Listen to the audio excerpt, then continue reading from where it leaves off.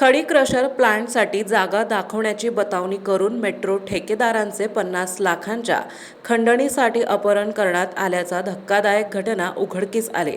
या प्रकरणी खराडी पोलिसांनी 5 जणांना अटक केली आहे. या प्रकरणात अटक करण्यात आलेले आरोपी खडी क्रशर चालक आहेत.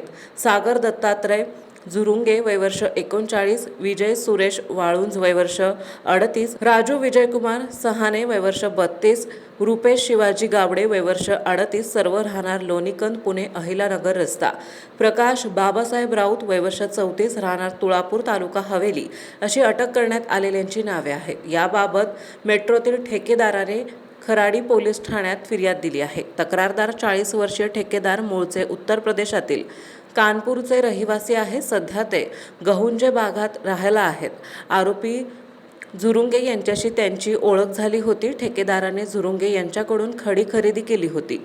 खडी क्रशर व्यवसायासाठी जागा दाखवतो असे सांगून आरोपींनी त्यांना खराडी IT पार्क परिसरात बोलावले.